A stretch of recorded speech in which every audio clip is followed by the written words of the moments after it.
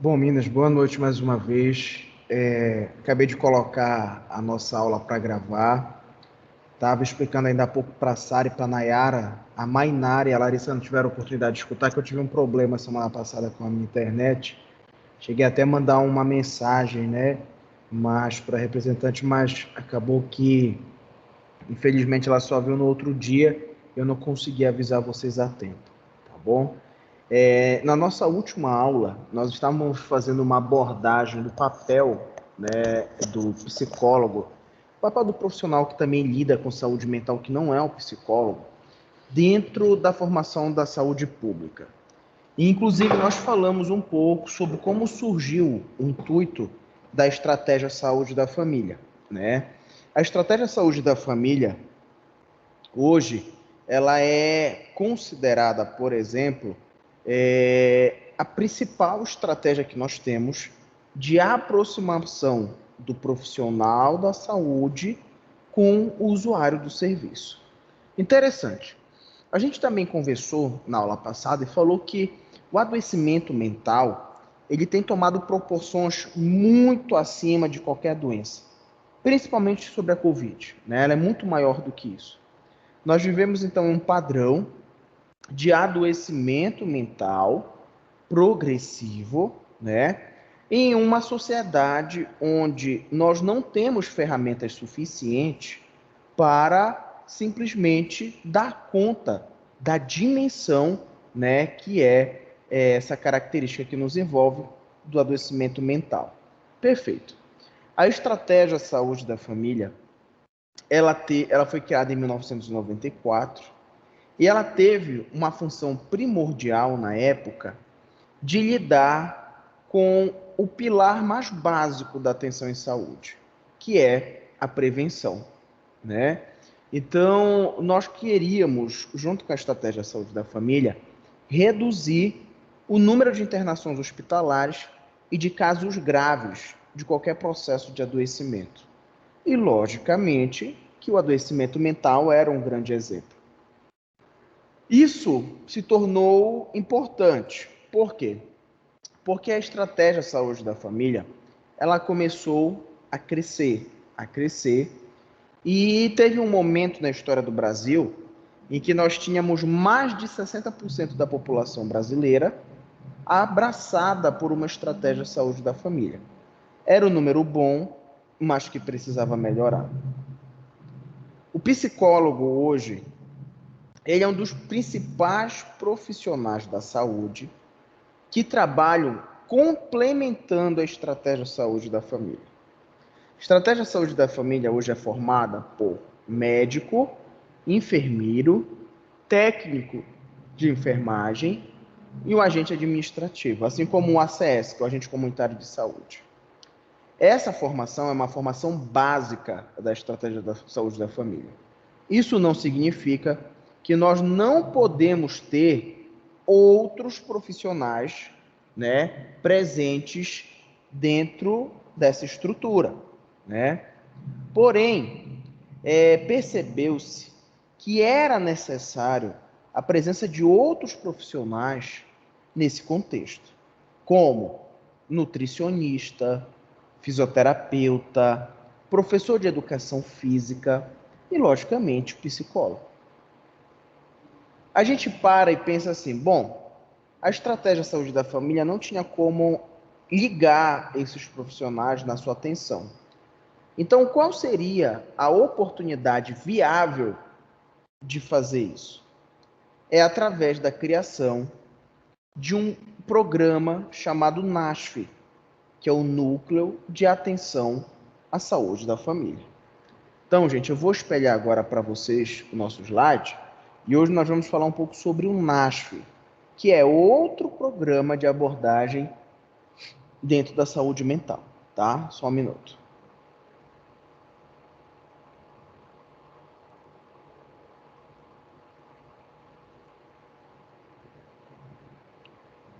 Gente, vocês estão conseguindo ver o slide, sim ou não? Sim. Perfeito. Então, ótimo. Vamos começar falando, então, um pouco sobre o que é Qual o objetivo ou responsabilidade do NASF? Vamos relembrar uma coisa importante. Ao longo do nosso pensamento, na nossa disciplina, a gente falou sobre formação do SUS, direito à saúde, o psicólogo dentro da saúde coletiva do SUS, aí fomos para a Estratégia de Saúde da Família, que era um programa mais específico, e agora nós vamos falar do NASF, que é algo muito mais específico dentro da saúde coletiva. Então, olha só, o NASF, ele nada mais é do que uma equipe da atenção básica. Perfeito. Então, nós já sabemos que o NASF, ele vai ter a responsabilidade, né, de simplesmente agir de maneira preventiva. Mas existe uma coisa muito curiosa no NASF. O que é? Ele pode, em determinados momentos, lidar com a doença instalada. Ou seja, a gente não vai perceber no NASF apenas ações preventivas, apenas educação em saúde. Não. Vou dar um exemplo para vocês. No NASF, a gente pode encontrar, por exemplo, reuniões de alcoólicos anônimos. Perfeito, né? No NASF, nós podemos encontrar, por exemplo, grupos de apoio à violência contra a mulher, coisas que habitualmente a gente não vê muito na atenção básica, né? É privado isso do indivíduo muitas vezes. Perfeito. Mas vamos continuar lendo o conceito do que a gente tem aqui. Olhem só, portanto, o NASF, ele tem responsabilidade junto com a equipe de saúde da família e equipe de atenção básica, pelo território e usuários, produzindo responsabilidade, né, mútua pelo cuidado. Isso significa dizer o quê, gente? Que a estratégia saúde da família, ela não é mais importante do que o NASF, assim como o NASF não é mais importante do que a estratégia saúde da família. Como é que isso pode se adequar, por exemplo, ao adoecimento mental? Como é que a gente pode relacionar isso? Vamos imaginar o seguinte: vamos imaginar que em um bairro qualquer, seja Pedreira, Reduto, Guamá, Jurunas, um bairro que tem estratégia saúde da família. Perfeito. Você vai na casa de um indivíduo e esse indivíduo ele é uma pessoa muito bem de saúde mental, né? É uma pessoa bem biologicamente, muito querida pela família. Perfeito.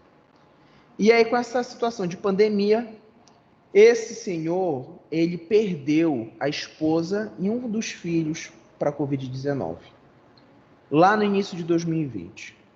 Desde aquele dia, ele não foi mais a mesma pessoa, né? Ele não tem mais amor pela vida, ele não tem mais vontade de continuar vivo. E aí o ACS, que é o agente comunitário de saúde, que vai todo dia para a rua, percebe que ele está apenas desdenhando, está cada vez pior. Na estratégia saúde da família, nós temos basicamente o médico, o enfermeiro e o técnico de enfermagem. Não tem como esses profissionais darem um apoio psicológico para esse paciente, para esse usuário, porque eles não possuem formação para isso. O que é que acontece? A estratégia saúde da família encaminha este indivíduo para o NASF, né? Ou seja, o NASF vai ser a retaguarda, o apoio da estratégia saúde da família. É todo mundo que vai para o NASF? Não. Só vai para o NASF aquelas pessoas que não conseguem resolver suas questões na estratégia saúde da família.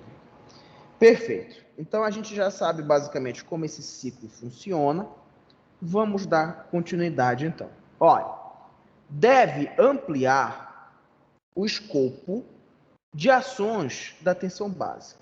O NASF deve aumentar a capacidade de análise e de intervenção sobre problemas e necessidades de saúde, tanto em termos clínicos quanto sanitários, integrando os diferentes núcleos profissionais que compõem a equipe. Quando a gente fala em termos clínicos e sanitários, o que é que a gente quer falar com isso? Vamos entender o seguinte: termo clínico relaciona-se à conduta do indivíduo, ao adoecimento biológico, ao seu comportamento, coisas do tipo. O seu termo sanitário é o meio que envolve ele, né? Nós sabemos, por exemplo, através da teoria do estresse diátese, que o adoecimento mental, ele tem um papel tanto biológico, né, comportamental, quanto social. Perfeito. E aí, olha só que coisa interessante. Quando o NASF analisa esses dois pontos, ele vai olhar individualmente para um indivíduo, assim como ele vai olhar para o meio onde ele está inserido. Como assim? Vamos dar um exemplo muito famoso em Belém, que envolve saneamento básico, né? Assim como envolve a questão de lixo, alagamento durante chuvas, entre outros, né? Quando a gente fala do termo clínico individual da pessoa, a gente tem que entender que a gente orienta as pessoas sobre como descartar o lixo. Porém, quando a prefeitura acaba de limpar aquele canal, já tem gente jogando lixo lá dentro. Isso é um comportamento individual que o NASF precisa trabalhar. E ele vai trabalhar como com isso?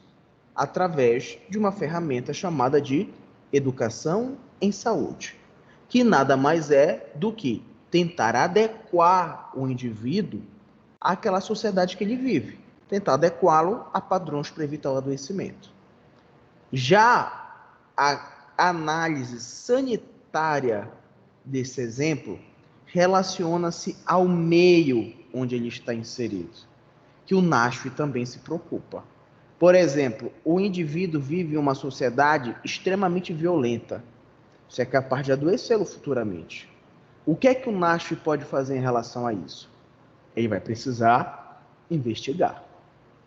O NASF é uma estrutura, gente, capaz de criar vários subprogramas de atendimento mental ou de acompanhamento de função cognitiva. Vou dar um exemplo para vocês. Alguns NASFs, eles tinham programas de atenção à criança com autismo.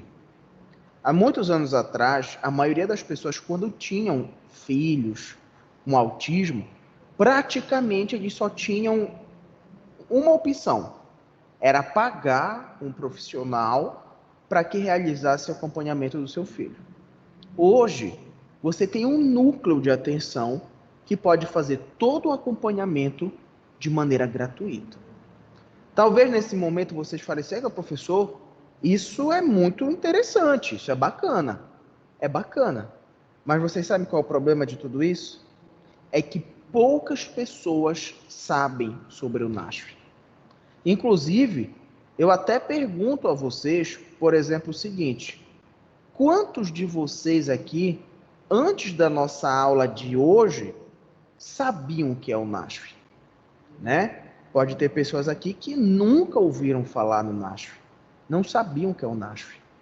E hoje você sabe que é um programa que pode simplesmente abordar vários aspectos do processo de saúde e doença de maneira gratuita, tá? Vamos continuar aqui com o nosso slide. Então, olhem só, o NASF, ele deve aumentar a resolutividade da atenção básica. O que nós entendemos por resolutividade, tá? A resolutividade é quando nós analisamos, tratamos e consertamos um problema, tá? Vou dar um exemplo para você. Se você tem hoje uma goteira na sua casa, né? E aí a goteira tá lá, um dia de chuva intenso, pingando em cima da sua mesa. E tá tudo ficando molhado na cozinha, no quarto, seja lá onde for. Sabe o que você faz? Você pega uma panela e coloca para pingar lá dentro, para não sujar a casa. Você foi resolutivo? Não. Você foi paliativo. Você criou um mecanismo ali para não dar dor de cabeça, mas que vai voltar quando chover novamente. A resolutividade seria mandar alguém subir, ajeitar as telhas e consertar aquele problema. A maioria dos problemas na saúde coletiva são paliativos, não possuem resolutividade. Por quê? Porque um portador de transtorno mental, quando ele procura atenção no serviço público, ele chega, às vezes ele precisa ser referenciado, ele chega lá no serviço, não tem mais ficha para atendimento. Hoje, infelizmente, o médico faltou. Então, vocês percebem que vão existir vários entraves que não vão permitir a resolutividade desse problema. O NASF, ele veio para modificar isso. Por quê? Hoje, gente, eu vou dar um exemplo para vocês. Dificilmente uma unidade de saúde abre dia de sábado. Dificilmente uma unidade de saúde está aberta 6 horas da tarde. O NASF, dependendo do seu tipo, ele faz tudo isso. Ele está aberto no sábado, ele está funcionando 6 horas da tarde, né? E consegue, de maneira direta e indireta, ajudar quem necessita. Ótimo, né? Isso está excelente. E aí, gente, olha o que acontece. Dependendo do tipo de NASF que nós temos hoje em dia, ele recebe, por exemplo, R$80 mil por mês, R$20 mil por mês, para manter a sua estrutura. Agora eu vou fazer uma pergunta para vocês que parece ser uma pergunta meio óbvia, tá? Mas eu queria muito que vocês dessem a opinião de vocês. Vocês acham, depois de tudo que eu falei para vocês, que o NASF ele é importante para a população, sim ou não? Sim. Sim, né? Parece uma pergunta meio óbvia, né? Vocês devem até falar, pô, o professor Adilson está fazendo graça com a nossa cara. Mas olha que coisa interessante. É uma coisa tão óbvia, é uma coisa assim tão clara para a gente, mas que infelizmente para o governo federal não é, né? Então, o nosso presidente, há cerca de um ano atrás, ele tentou reduzir completamente os investimentos no NASF. Então, eu pergunto para vocês, o que é que vai acontecer se a gente acabar com o NASF? Que é isso que vai acontecer. Se não houver recurso, não tem NASF. Inclusive, muitos NASFs nem funcionam mais. O que é que vai acontecer? A atenção básica não vai conseguir controlar o adoecimento mental, social e biológico. A gente não vai mais conseguir tentar, pelo menos, ajudar o desafogamento dos hospitais. E aí a gente vai viver um caos na saúde. Um caos na saúde pública, onde aquele portador de transtorno mental, ele vai voltar a ser internado, ou seja, aquela política hospitalocêntrica do passado. Ele vai voltar a ser desrespeitado, né, agredido. Nós vamos ter pessoas literalmente brigando pelo acesso em saúde. E sabe qual é o maior exemplo disso, gente? A pandemia. Vocês viram o que a pandemia nos mostrou? A pandemia, quando teve seu pico, você poderia ter dinheiro, ser rico, milionário, nem ter dinheiro. Não tinha vaga para ninguém. Não tinha para onde correr. Por quê? Porque a gente fez em 5 meses o que provavelmente pela saúde pública vai acontecer daqui a 5 anos, que é a sobrecarga da atenção hospitalar. Vocês já imaginaram daqui a 5 anos a gente viver esse caos? Mas não por causa da Covid, mas por causa de todos os outros agravos que poderiam existir por causa disso. É muito complicado, né?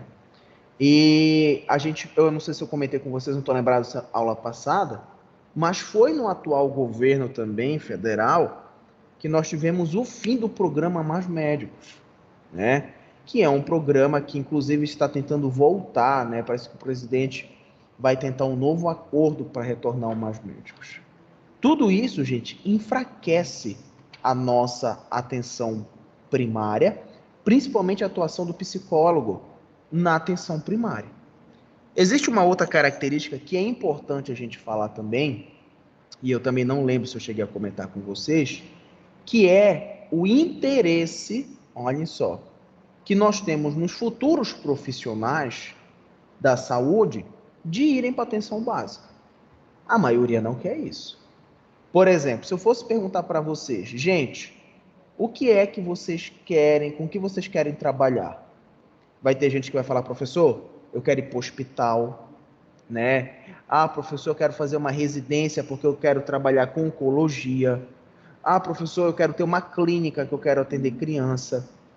Poucas pessoas vão chegar e falar assim, professor, eu queria ir lá para a atenção básica, quero trabalhar no NASF, quero trabalhar numa unidade de saúde.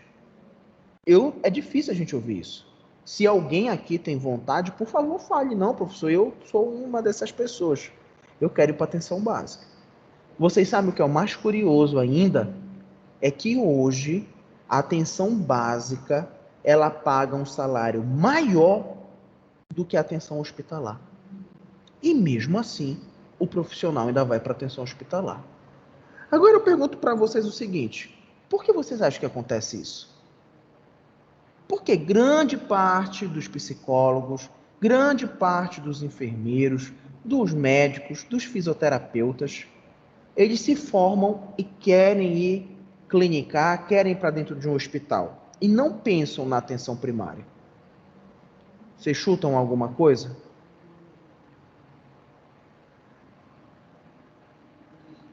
Nada? Talvez o preconceito com a área. Pode ser uma possibilidade, mas Amanda, você quer falar alguma coisa? Sim, seria pela Pode demanda, falar. professor? Na verdade, existe uma coisa muito curiosa que talvez vocês percebam na faculdade ou outros colegas que fazem outros cursos na área da saúde. Sabe o que acontece? Existe uma massificação de informações de direcionamento do futuro profissional para atenção hospitalar, né? Eu percebo que as pessoas, até mesmo o professor, o perfil das instituições de ensino, tentam fazer isso. Jogar o indivíduo para atenção hospitalar.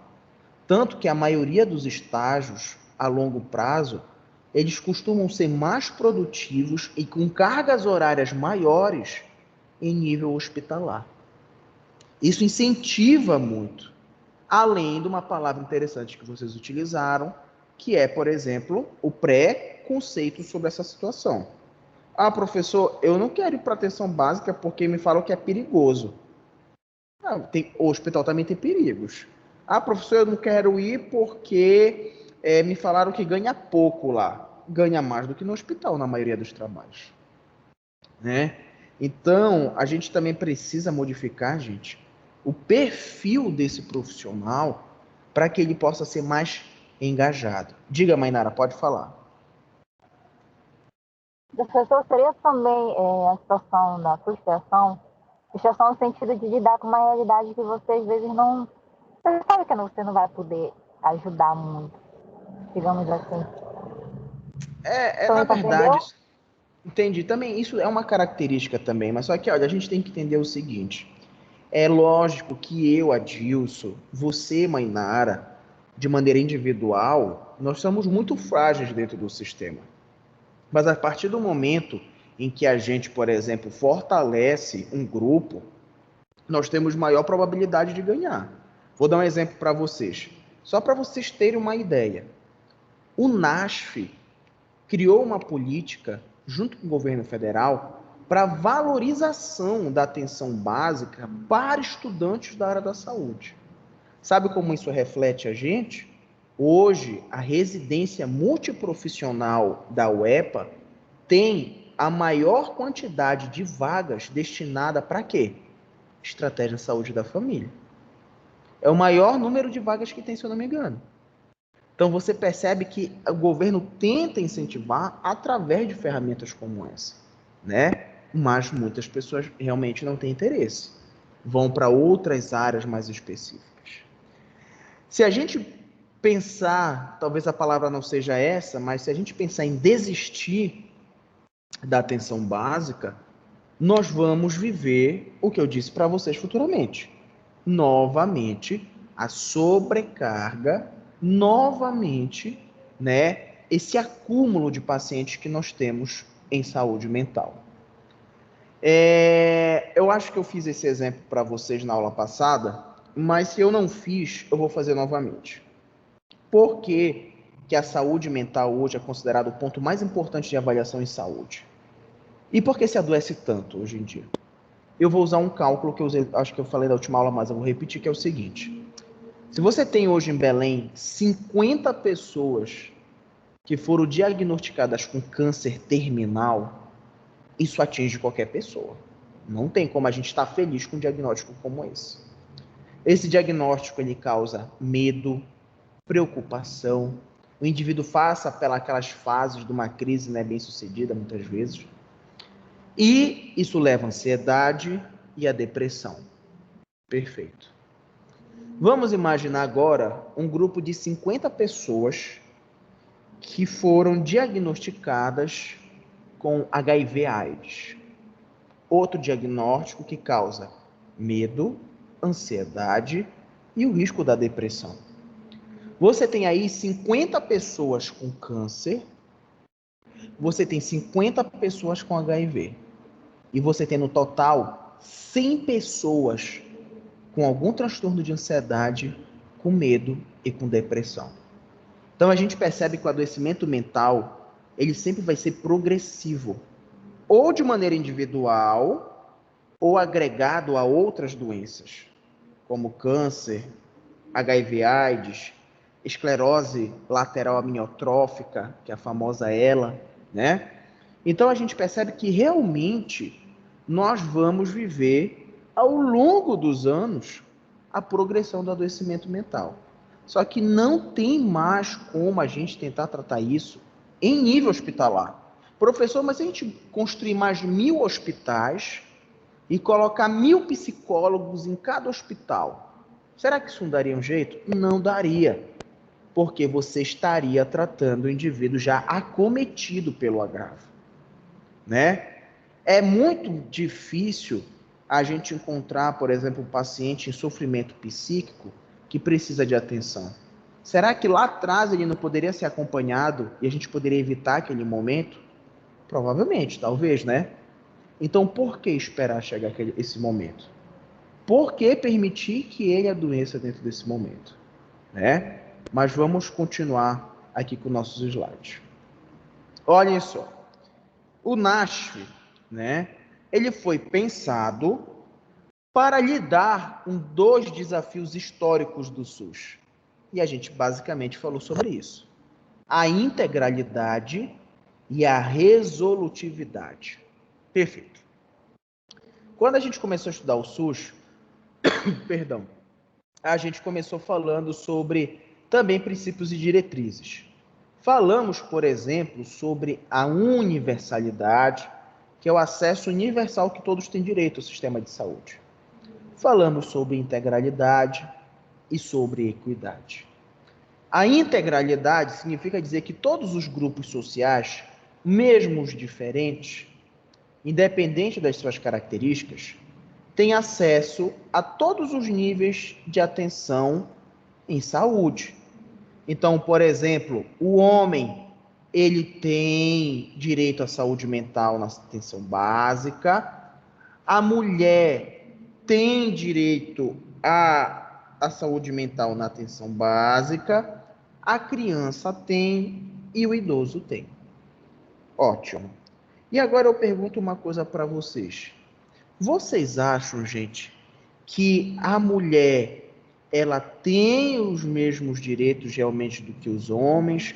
Os homens têm realmente os mesmos direitos que as crianças e as crianças e os idosos também?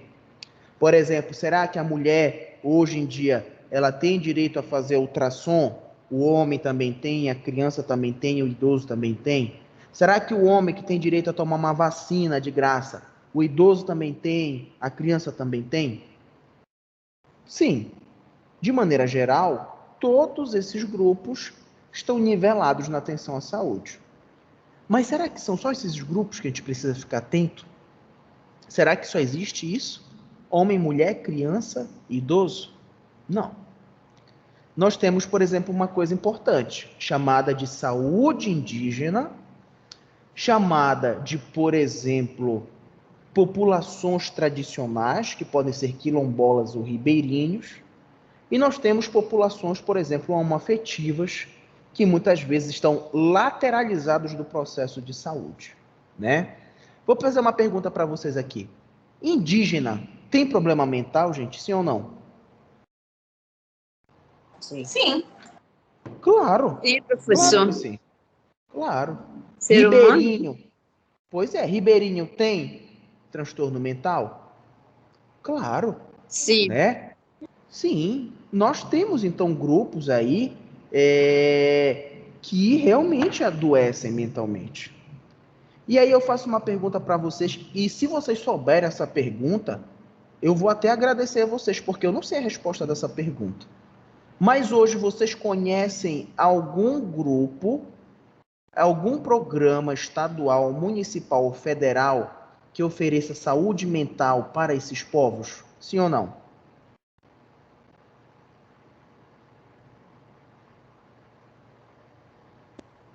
Eu não conheço.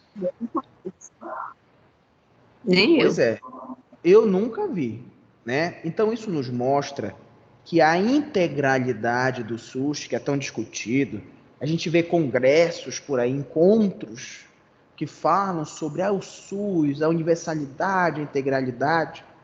Nós estamos com os olhos fechados para esse público, né? E olha que interessante, o NASF foi o primeiro programa que tentou abraçar todas essas comunidades. Conseguiu? Claro que não, né? É muito difícil, por exemplo, não tem NASF lá no interior, lá naquela comunidade, lá no Cumbu, não tem NASF, né? Você precisa se deslocar, precisa que esse indivíduo se desloque grandes territórios às vezes para ter acesso. Por exemplo, hoje, até pouco tempo atrás, a cirurgia de mudança de sexo, ela não ocorria de maneira gratuita. As pessoas iam para a Europa para poder fazer essa cirurgia. Hoje o SUS aborda essa questão. Muitas pessoas podem falar o seguinte: professor, isso para mim é besteira. Isso para mim é não ter o que fazer, ter que fazer esse tipo de cirurgia no SUS. Se você encontra alguém que fala isso é um pensamento egoísta. Porque nós devemos respeitar a subjetividade e a individualidade de cada um. Só lembrando o seguinte, o indivíduo, quando ele decide fazer a troca de sexo, por exemplo, o homem hoje resolveu fazer a troca de sexo, ele não vai chegar amanhã no pronto-socorro e vai dizer assim, olha, doutor, pode retirar o pênis, eu vim fazer uma mudança de sexo. Não é assim. O indivíduo, ele fica sendo acompanhado por um psicólogo e assistente social por 1 ano ou mais, muitas vezes, para fazer isso. Então, isso nos mostra como o profissional ele precisa estar inserido nessas questões, né? Isso nos mostra que como é que uma pessoa que não se identifica com seu corpo, que é pobre, né? Como é que ele vai pagar por um serviço de assistente social, psicólogo, pagar a cirurgia? Não existe lógica, gente. Então nós precisamos abraçar esse indivíduo, tá? As comunidades em geral, menos desfavorecidas, sofrem mentalmente pelos mesmos e por diferentes motivos pelos quais nós passamos, né? Ah, professor, mas lá eles não têm, por exemplo, uma dinâmica, né, que a gente tem que ir todo dia para cima e para baixo, que a gente precisa, por exemplo, enfrentar trânsito. Não, mas eles têm os fatores estressores dele, né? Porque, por exemplo, hoje, se a fruta que ele pega lá, a árvore morreu, talvez ele não tenha fruta para dar para o filho dele, ou não tenha fruta para vender. Então é muito difícil, às vezes, a gente perceber essa necessidade, porque a gente está fora daquele contexto. Nem eu, que estou aqui hoje com vocês nessa aula, sou suficiente para dizer para vocês as necessidades deles, porque eu não vivo lá, né? Então, isso significa dizer que nós precisamos ter um olhar muito mais atencioso, principalmente quando vocês estiverem no NASF e na Estratégia de Saúde da Família. Tá bom? Vamos continuar aqui com o slide de vocês. Partiu de experiências municipais que implantaram ações para além da agenda mínima, né, da UBS, especialmente nas áreas de reabilitação e saúde mental. Beleza. Gente, vamos imaginar o seguinte. Hoje, nós temos praticamente um cálculo alto, assim, eu não sei se ainda continua assim, mas ele já foi assim. Mas nós temos praticamente menos de um enfermeiro, né, para cada 10 mil habitantes no Brasil, né? Ou seja, vamos imaginar que cada enfermeiro, cada psicólogo tenha que atender 10 mil pessoas para bater a sua cota, para a gente permitir que todo o Brasil esteja abordado por um profissional de saúde mental. E vamos imaginar que você vai trabalhar vamos dar um exemplo, de 8 da manhã até, sei lá, de 8 da manhã até 6 horas da tarde. E vamos imaginar que nesse período você consiga abordar, vou dar um número, tá? 20 pessoas. Perfeito. Isso significa dizer que você ia precisar de 500 dias, de domingo a domingo, para poder alcançar esse limite. Todos os psicólogos que nós temos no Brasil iam precisar atender 20 pessoas por dia durante 500 dias para bater a sua média. Isso equivale a, deixa eu fazer o cálculo aqui, a 1 ano e 3 meses, né? É fácil, gente, fazer isso? Não, claro que não. Levando em consideração que mais da metade, né, dos profissionais da saúde estão a nível hospitalar, não estão interessados em prevenção na atenção básica, isso no mínimo duplica, ou seja, nós estamos falando de 2 anos e 6 meses, trabalhando de domingo a domingo, inclusive feriado, né? Então, isso nos mostra o quanto é difícil a gente ter uma população como a população brasileira respeitada dentro dos seus direitos, né, como cidadãos representados pelo SUS, tá? Gente, eu não sei se dentro desse exemplo que eu dei para vocês, isso muda algo que vocês pensam. Mas eu gostaria de saber até se vocês, durante as nossas aulas, vocês se sentem mais incentivadas a ir para a atenção básica, né? Se vocês até criaram mais interesse, talvez, em ir para a atenção primária. Porque se isso está acontecendo, que bom! Significa dizer que vocês estão abrindo a mente para uma nova percepção e para uma nova condição. Tá bom? Vocês estão muito caladas hoje, eu não sei o que está acontecendo.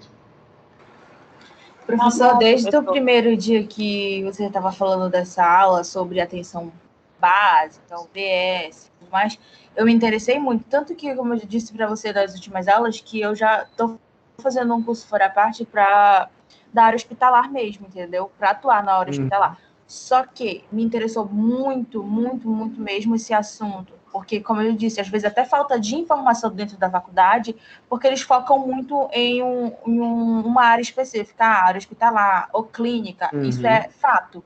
Mas durante as suas aulas eu tive, como é que eu posso dizer? Eu criei um interesse muito grande, sabe, Sim, de atuar nessa área, assim, com certeza. E eu acho muito legal porque, querendo ou não, a gente ajuda, né, nesse conjunto de profissionais aí, realizar atendimentos, né, domiciliários. A gente vê que há uma necessidade, né, dessa atividade de educação nessas ações aí de promoção da saúde pública mesmo, que a gente vê que é bem escasso isso.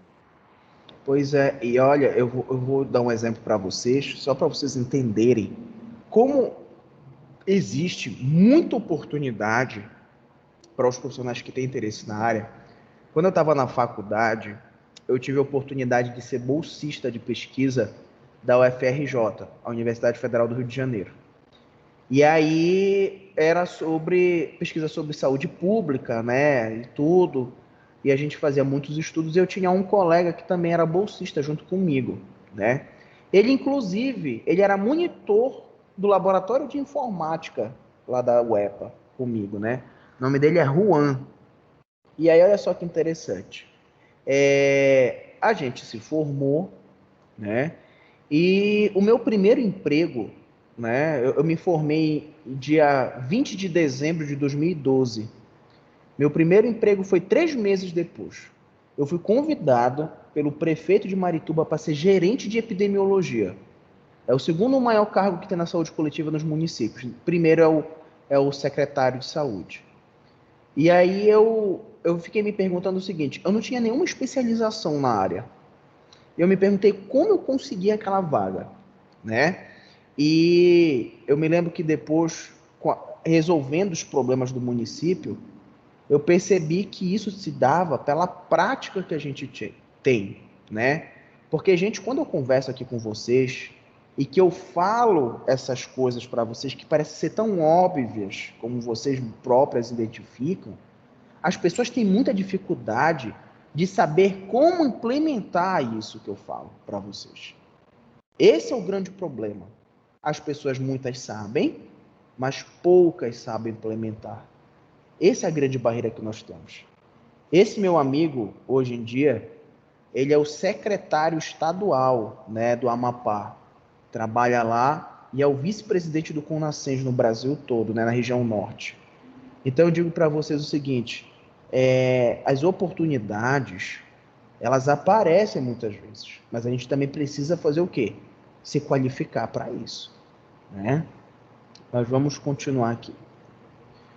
Bom, gente, aqui nesse quadro, né, que nós temos estatístico, é um quadro demonstrativo que mostra a evolução do NASF do ano de 2008 a 2012. O que é que aconteceu nessa variação desses anos que foi o mais importante para a gente? Foi simplesmente, né, o número de profissões que subiu de 13 para 19, né? Ou seja, você tinha 3 profissões diversificadas no NASF e a partir de 2011 foram para 19 profissões. Excelente. Uma coisa muito boa. O próximo quadro demonstrativo vai do ano de 2013 ao ano de 2016. O que foi que ocorreu nesses anos que foi novamente mais intensivo, mais expressivo dentro desses anos? Foi nada mais, nada menos do que o amadurecimento da gestão na atenção do NASF da Estratégia de Saúde da Família. Hoje, o psicólogo, ele pode ser um secretário de saúde, um enfermeiro pode, um médico pode, um nutricionista pode, né? Mas para você ocupar um cargo tão importante como esse, você precisa lidar com gestão. A gestão é uma coisa muito curiosa, né? Vou dar um exemplo para vocês. Por exemplo, hoje eu posso chegar, por exemplo, deixa eu ver quem está aqui. Posso chegar para a Sara, para a Patrícia, para a Nayara e para a Larissa. E posso falar assim para elas: meninas, hoje, no final da aula, me passem o Pix de vocês, que eu vou transferir 5 mil reais para cada uma. Pô, beleza, né? 5 mil reais na conta, tá ótimo, né? E aí o que é que acontece? A Sara... Eu já quero, professor. Pode passar aí na mensagem. A Sara pode falar para a Patrícia o seguinte: Patrícia, bora se arrumar e bora aproveitar que o shopping hoje só fecha 11 horas. E as duas podem ir para lá e gastar 10 mil reais numa noite. Já a Nayara com a Larissa podem se juntar e falar o seguinte: olha, vamos investir esse dinheiro, vamos montar uma loja, um carrinho de cachorro-quente e no final do ano elas fizeram 10 mil reais virar 100 mil reais. Ótimo. Eu posso, hoje, ao invés de dar 5 mil reais para vocês 4, dar 1 milhão de reais para cada uma de vocês 4. Da mesma forma, a Sara com a Patrícia podem gastar isso em 24 horas e a Nayara com a Larissa podem fazer 1 milhão virar 10 milhões de reais. Isso significa dizer que o segredo de saúde não é investir dinheiro. Não é a gente botar milhões, bilhões ou trilhões de reais. É você saber o que fazer com esse dinheiro. É você saber onde é melhor investir para você não perder esse investimento futuro. É todo mundo que sabe fazer isso? Claro que não. Nós não podemos pegar um profissional da saúde qualquer que não tem experiência nenhuma e colocar para gerenciar o NASF, né? Ou Estratégia Saúde da Família. Porque eu vou dizer uma coisa para vocês. Eu já vi casos no NASF que o gerente recebia 80 mil reais para articular as ações dentro do NASF. O cara pediu demissão porque ele falou que era um dinheiro que não dava nem para pagar o material de limpeza do NASF. Em compensação, eu vi pessoas que ao longo de um ano, recebendo 80 mil reais por ano, conseguiram guardar 200 mil reais para investir em ações comunitárias. Cara, tem alguma coisa aí que não está batendo. Como é que um diz que 80 mil reais não dá nem para comprar material de limpeza, enquanto o outro gestor guardou em um ano 200 mil reais? É gestão, né? E gestão a gente não aprende na faculdade de psicologia, de enfermagem, de medicina. A gente até ouve falar sobre gerenciamento, mas a gestão ela é um estudo contínuo que tem que se aproximar do ambiente onde a gente quer desenvolver as nossas atividades. Tá bom? Vamos continuar aqui com o slide.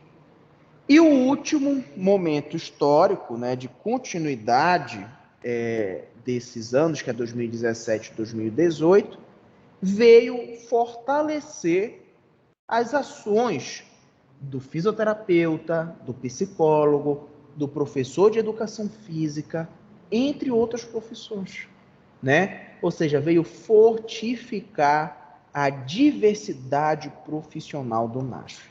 Claro que, logicamente, do psicólogo. Olhem só, esses aqui são os 3 tipos de NASF que nós temos, né? Então, por exemplo, nós temos o NASF 1, né? O NASF 1, ele nada mais é do que o NASF mais completo que nós temos hoje na atenção básica. Ele aborda entre 5 a 9 estratégias de saúde da família. É um grupo muito grande. Ele trabalha no mínimo, olha aí, 200 horas semanais, no mínimo, né? E a gente tem um custeio mensal de aproximadamente 20 mil reais, que pode ser mais, só não pode ser menor, tá? O NASF 2 é um NASF de menor complexidade, que atinge de 3 a 4 estratégias de saúde da família e trabalha no mínimo 120 horas semanais. Custeio mensal de aproximadamente 12 mil reais. Já o NASF 3, ele atende de 1 a 2 estratégias de saúde da família, né? E trabalha no mínimo 80 horas semanais. Seu custo mensal é de 8 mil reais. Então, nós percebemos NASFs diferentes, né? Nós percebemos características de atenção, até mesmo do número de profissionais diferentes dentro dessa estrutura, né? Então, quando a gente pensa no NASF, a gente precisa entender que ele é hoje uma ferramenta importantíssima na saúde coletiva. E aí, olha que interessante, gente. Esses aqui são todos os profissionais que hoje compõem o NASF. Assistente social, farmacêutico, fisioterapeuta, fonoaudiólogo, médico acupunturista, médico do trabalho, médico geriatra, médico ginecologista obstetra, médico clínico geral, médico homeopata, pediatra, psiquiatra, médico veterinário, nutricionista, psicólogo, profissional de arte e educação, professor de educação física, professor de saúde sanitarista e terapeuta ocupacional.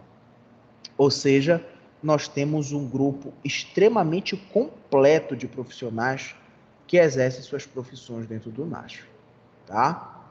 Logo em seguida, nós temos um gráfico aqui de crescimento do ano de 2008 a 2017. E olha que coisa interessante, em 2008, o número de NASFs credenciados era apenas de 415. Em 2017, esse número foi para 5.987. O que isso significa dizer é que um NASF estava tendo resultado positivo, né? Como é que algo cresceu tão vertiginosamente dessa forma, se não era bom? Claro que era bom. E por isso cresceu tanto quanto a gente está vendo aqui, tá bom? Aqui nós temos um outro gráfico que mostra nada mais, nada menos, né, do que o número, né, de NASFs que surgiram ao longo dos anos de acordo com o seu tipo.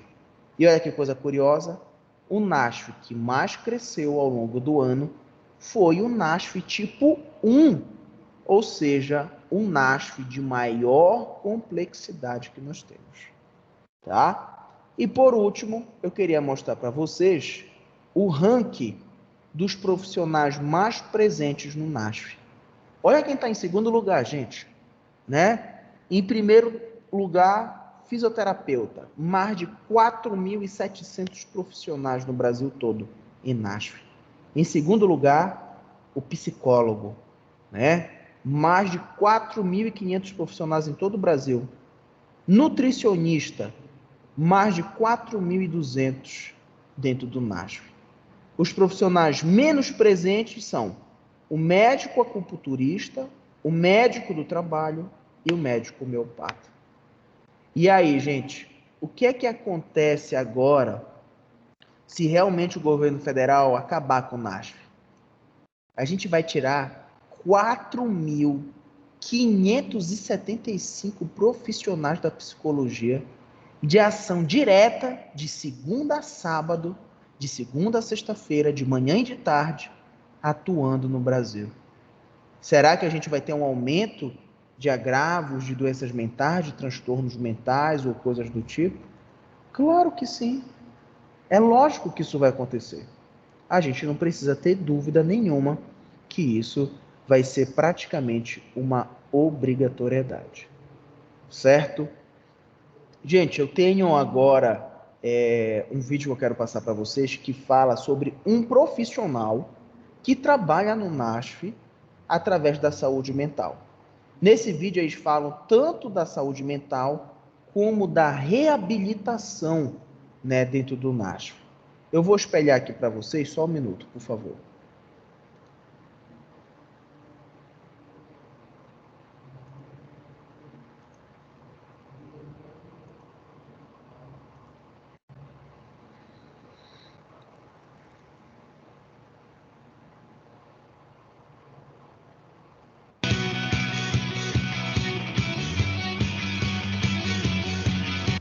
Gente, vocês estão conseguindo ver e ouvir o vídeo? Sim ou não? Sim, professor. Sim. Perfeito. Então vamos dar continuidade. Olá pessoal, estamos de volta para mais um vídeo da série de 10 anos do NASF. E hoje o tema é saúde mental. Para começar nossa conversa hoje, é importante a gente lembrar que falar de saúde mental no NASF, ou falar de saúde mental na atenção básica, não é somente falar dos casos mais graves ou das questões referentes a problema na relação com álcool ou outras drogas ou coisas do tipo.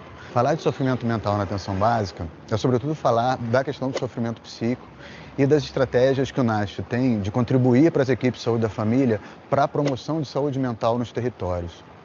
Pensar a promoção de saúde mental é inclusive pensar atividades, ações que possam ampliar os laços comunitários e as estratégias de proteção que as pessoas podem ter, as pessoas dos coletivos podem ter nos seus territórios, próximos às suas famílias, próximo ao lugar onde vivem.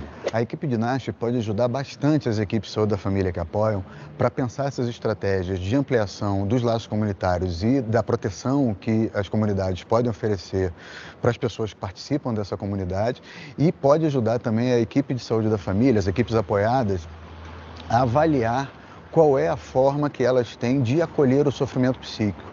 É bastante importante que a equipe de NASF esteja atenta a qual é a possibilidade das equipes de saúde da família de atenderem esse sofrimento psíquico. Como que as equipes estão preparadas para acolher as pessoas que chegam e como que as equipes de saúde da família estão preparadas para escutar o sofrimento que chega, para conseguir lidar com ele, para conseguir acolher sem, de alguma maneira, negar esse sofrimento ou, de uma maneira quase que sem interação, devolver as pessoas ou encaminhar as pessoas que chegam com algum sofrimento psíquico para algum outro ponto de atenção. As equipes de NASF podem ajudar as equipes de saúde da família a fortalecer esse acolhimento, fazendo com que as pessoas se sintam confortáveis de compartilhar o seu sofrimento na atenção básica e saber que esse sofrimento compartilhado vai ser acolhido e atendido pelas equipes de saúde da família com o suporte das equipes de NASF. Pensando nesse ponto do acolhimento e do que a equipe de saúde da família é capaz de suportar, em relação ao sofrimento psíquico que chega para ela como pedido de atendimento, é muito importante que as equipes de NASF consigam respeitar os limites das equipes de saúde da família. As equipes precisam ser qualificadas, acompanhadas, e aí o atendimento compartilhado pode ser uma estratégia muito importante de ajudar nessa construção, porque as equipes de saúde da família não precisam se sentir obrigadas a atender. É muito importante que o NASF ajude as equipes a conhecer os seus limites, que a gente respeite esses limites e que vá trabalhando, e aí o NASF também tem uma atuação importante nesse sentido, para ajudar a ir trabalhando na ampliação desse limite do acolhimento do sofrimento das pessoas que vão chegar. É muito importante que as equipes de NASF consigam contribuir para as equipes de saúde da família para que elas se sintam apoiadas, inclusive nas suas limitações, e que elas sintam que vão ter na equipe de NASF um suporte para aprenderem com esse acolhimento e para se sentirem cada vez mais fortalecidas de ouvir questões, as mais difíceis possíveis, de uma maneira tranquila e podendo sempre ofertar às pessoas a tranquilidade para que elas possam chegar e compartilhar o seu sofrimento. Nós falamos de como os casos mais graves podem ajudar na qualidade, na qualificação da escuta da estratégia de saúde da família com o apoio do NASF, mas também precisamos falar bastante de que esses casos mais graves não são os que mais chegam para a estratégia de saúde da família. Os estudos e a literatura, de uma maneira geral, nos informam que os casos mais presentes na atenção básica, na estratégia de saúde da família, são, sobretudo, os casos do sofrimento que a gente vai chamar de leve ou moderado.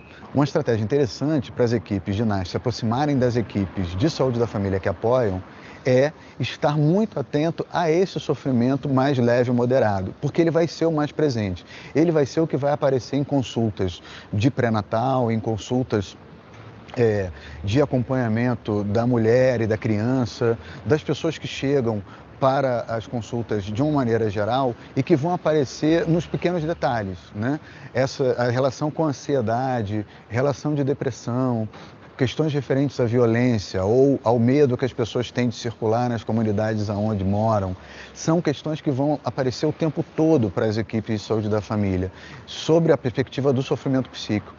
É crucial que as equipes de NASF estejam próximas às equipes de saúde da família para fazer com que esse sofrimento mais leve que chega às equipes de saúde da família seja respeitado e seja entendido como legítimo. Para que a gente amplie essa qualidade de escuta, a pessoa que leva, a família que leva, o território que leva o sofrimento precisa ser respeitado desse lugar de sofrimento. E nesse sentido, as equipes de saúde da família também vão se sentir muito ansiosas de ter que resolver os casos de saúde mental que chegam para ela. O NASF também tem um papel nesse sentido de poder ajudar a equipe a lidar com a sua própria ansiedade. Aí a parceria do NASF, os atendimentos compartilhados, a escuta conjunta, a possibilidade de fazer atendimentos coletivos, vai instrumentalizar a equipe de saúde da família a lidar com essa ansiedade. Nós falamos das questões mais específicas do campo da saúde mental, para o atendimento, para a parceria do NASF, a equipe de saúde da família, mas o NASF também vai ter um papel em discutir com essas equipes quais são as ações de saúde mental que todos os profissionais da atenção básica podem fazer. Além das questões específicas do que o NASF pode fazer, o NASF também vai ter um papel para discutir com as equipes que apoia o que são as ações de saúde mental que todos os profissionais da atenção básica podem fazer. As ações de saúde mental na atenção básica não estão conectadas somente com o NASF. Elas também estão conectadas à atenção básica como um todo. As equipes de saúde da família, a estratégia de saúde da família faz ações de saúde mental. O NASF ajuda a apoiar e qualificar. Então, essa discussão do que é comum a todo mundo da atenção básica nas ações de saúde mental é também um papel do NASF. Uma outra ação que a equipe de NASF pode ajudar a equipe de saúde da família nessa relação de apoio é sobre os casos que mais chegam de sofrimento psíquico, por exemplo, questões referentes à intoxicação por conta da ingestão de álcool, questões referentes a suicídio, questões referentes à depressão, é a construção de protocolos de acolhimento. A equipe de NASF pode ajudar na sistematização das questões epidemiológicas mais prevalentes. Se um território tem muita questão em relação ao suicídio, muitas questões numa relação mais destrutiva com o álcool e outras drogas, a equipe do NASF pode estar ajudando essa equipe de saúde da família apoiada a construir protocolos mínimos de atuação. Como atuar num primeiro atendimento para esses casos que chegam muitas vezes, que têm uma alta prevalência. Para os casos com uma alta prevalência, que acontecem muito no território, não vai ser necessário ter uma discussão sempre no caso a caso. Já que se acumulou sobre alguns casos discutido entre a relação da equipe NASF e saúde da família, esses agravos que mais chegam para a equipe de saúde da família já podem estar sistematizados num protocolo de ações mínimas de acolhimento, de primeiras estratégias de cuidado, de formas de escuta, para que isso não precise ser sempre discutido a cada caso. Outro elemento nessa relação da equipe de NASF com a equipe de saúde da família, pensando as ações de saúde mental, é o uso da cidade ou como a equipe de NASF pode contribuir para a equipe de saúde da família, usar a cidade como uma estratégia de cuidado, uma estratégia de ampliação da clínica. A inclusão dos espaços da cidade no cuidado será uma estratégia também de ampliação da forma que a população vai entender a atenção básica, que a população vai poder contar com a atenção básica, fazendo que a atenção básica saia da unidade e ocupe o espaço da vida, o espaço da cidade, o espaço onde as pessoas circulam, inclusive incorporando o sofrimento como uma forma de convívio. Não é porque as pessoas têm problema na sua relação com álcool e outras drogas, problema na relação com a depressão, com a ansiedade, com a loucura de um modo geral, que as pessoas precisam estar excluídas do convívio da cidade. Muito pelo contrário, o NASF pode contribuir na ocupação do espaço da cidade com o sofrimento, para que o sofrimento possa ser acolhido não só pelas equipes de saúde, mas também pela comunidade em geral, pela população que convive com todos. Esse é um dos temas que a gente quis discutir com vocês. E um outro tema que a gente também vai trazer para essa discussão é o campo da reabilitação na atenção básica e no NASF. A gente se vê. Agora a gente vai falar sobre o fascículo de práticas em reabilitação na atenção básica, um olhar sobre a funcionalidade na interação com o território. Mas afinal, o que é reabilitação?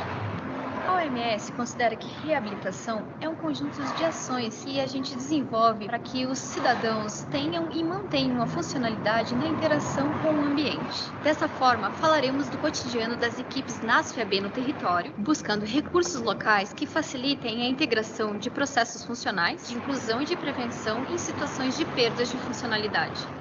Mas e qual é o contexto da atenção básica no Brasil? Nós temos cerca de 42 mil unidades básicas de saúde em todos os municípios brasileiros. Somando-se aos saberes das equipes de saúde da família, temos mais de 5.300 NASFs em pouco mais de 4 mil municípios no país. E eles buscam um cuidado integral e melhor acesso aos serviços especializados. E quais são os casos que chegam na equipe de atenção básica e podem ser cuidados pelo NASF-AB? Podemos citar as alterações osteomusculares, as dores lombares agudas ou crônicas, as disfagias, as alterações cognitivas, pessoas com redução de mobilidade ou limitação funcional nas suas AVDs, acamados e pessoas com restrições a partir das atividades do seu trabalho. E essas situações podem ser cuidadas na AB.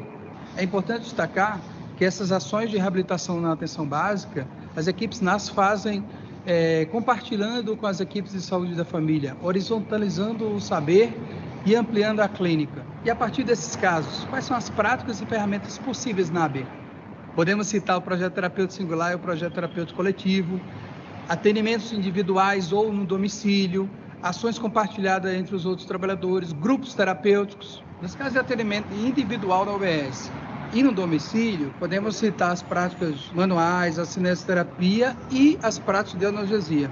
Lembramos que uma das competências dos profissionais é fazer o meio termo entre o contexto socioeconômico e o familiar, buscando essa interação com os equipamentos da rede, seja de um centro comunitário, uma igreja, um CRAS, um CREAS, ou nos 212 centros especializados de reabilitação que temos no país. É importante destacar que os cuidados na atenção básica e nos serviços especializados, eles são complementares, tanto na continuação do cuidado, quanto na potencialização das ações não concorrentes e nem em substituição. Por isso, que o planejamento do cuidado leva em consideração várias ações, entre elas a complexidade de cada caso, o número de casos semelhantes no território, a carga horária disponível dos profissionais e equipe, a possibilidade de potencializar o autocuidado pelo usuário, o envolvimento de sua rede, seja profissionais, familiares e vizinhos, e a disponibilidade de outros serviços e profissionais da rede. E, por último, conhecer e dialogar com a rede municipal e regional os fluxos pactuados. E bem,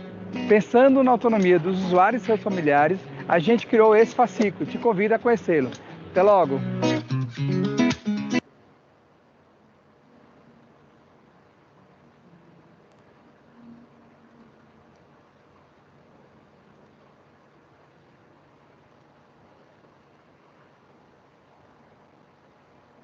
Bom, gente, então, o que é que a gente consegue perceber quando a gente escutou isso do vídeo, né? Nós temos uma alta complexidade dentro dessa questão da saúde mental, mas ele falou algo muito interessante aí. Ele falou que a saúde mental no NASF, ele tem um papel de tentar aproximar... Oi, pode falar. O senhor vai fazer chamada? Não, eu já vou imprimir daqui. Tem uma opção aqui de imprimir a lista, não se preocupe. Eu vou precisar sair agora, tá? Tá bom, fique à vontade, não se preocupe. E aí, Obrigada, o que é que acontece? boa noite. Nada, boa noite. Nós temos, né, que entender que não é fácil hoje a gente entender que, criamos um NASF, ele está lá, agora vai ter fila de pessoas indo procurar atendimento mental. Não. É necessária a criação da confiança, é necessária a criação da proximidade do indivíduo com esse programa. Isso só nos reflete que o profissional, cada vez mais, ele precisa ser capacitado para lidar com o usuário. Porque, ao invés da gente chamar esse usuário para o serviço de saúde, pode acontecer de simplesmente a gente afastá-lo desse processo. Tá bom? Gente, vocês têm alguma pergunta antes da gente finalizar? Amanda, Camila, Joana, Larissa, Mainara ou Sara? Sim ou não? Não, professor. Foi tudo muito claro. Não? Perfeito. Então, gente, queria agradecer a presença de vocês mais uma vez e gostaria de lembrar algo a vocês. Provavelmente, semana que vem, que a gente tem aula no dia 6 de maio, talvez a gente já esteja finalizando o nosso conteúdo, tá? Obrigatório, que é o nosso conteúdo da segunda avaliação. Na primeira semana, nós já temos prova. Ou seja, na primeira semana de junho já temos prova, né? Ou seja, na última semana de maio já será a nossa revisão. Então, a gente vai ficar com dia 13 e 20 abordando conteúdos já complementares. Ou seja, a nossa segunda avaliação, ela vai praticamente até a próxima aula, tá bom? Mas não se preocupem que quando a gente encerrar tudo, eu vou falar, gente, o que vai cair na prova de vocês é isso, isso e isso, tá bom? Tá bom, então, professor. Fiquem com Deus, Obrigada. uma boa noite, um beijo enorme, tá? Boa noite. Tchau, tchau. Obrigada, professor. Boa noite.